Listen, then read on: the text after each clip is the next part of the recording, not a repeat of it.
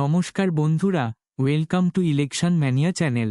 আজ আমরা আলোচনা করব 259 নম্বর খণ্ডঘোষ বিধানসভা কেন্দ্র নিয়ে। 2014 সালের লোকসভা নির্বাচনে এই কেন্দ্র থেকে তৃণমূলের প্রাপ্ত ভোট 48.75%, বিজেপির অপ্রাপ্ত ভোট 9.24%, বামফ্রন্টের প্রাপ্ত ভোট 36.54% এবং কংগ্রেসের প্রাপ্ত ভোট 2.13%। এই কেন্দ্র থেকে তৃণমূলের সৌমিত্র খান বামফ্রন্টের সুস্মিতা বাউরির থেকে 22,651 ভোটে এগিয়েছিলেন।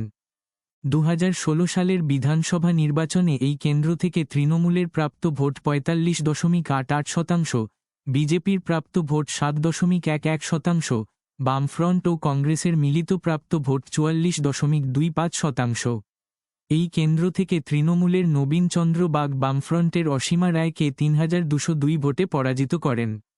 2019 সালের লোকসভা নির্বাচনে এই কেন্দ্র থেকে তৃণমূলের প্রাপ্ত ভোট 50.21%, বিজেপির প্রাপ্ত ভোট 35.03%, বামফ্রন্টের প্রাপ্ত ভোট 9.53% এবং কংগ্রেসের প্রাপ্ত ভোট 1.87%। এই কেন্দ্র থেকে তৃণমূলের শ্যামল সাঁতরা বিজেপির সৌমিত্র খানের থেকে 30,994 ভোটে এগিয়েছিলেন।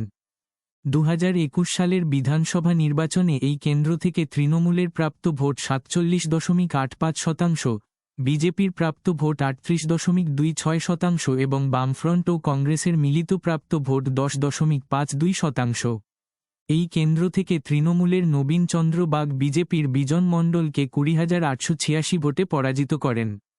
2024 সালের লোকসভা নির্বাচনে এই কেন্দ্র থেকে তৃণমূলের প্রাপ্ত ভোট 51.49%, বিজেপির প্রাপ্ত ভোট 34.06%, বামফ্রন্টের প্রাপ্ত ভোট 11.57% ও কংগ্রেস এই কেন্দ্রে কোনো প্রার্থী দেয়নি।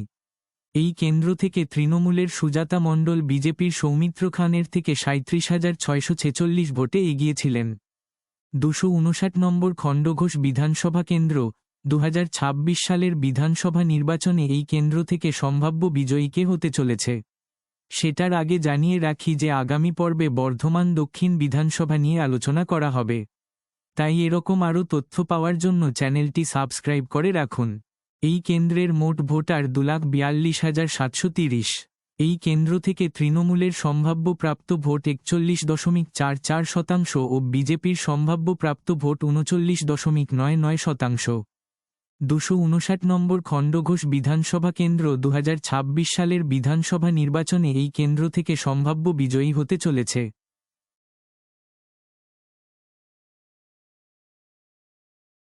এখন পর্যন্ত আলোচিত 84টি কেন্দ্রের ফলাফল।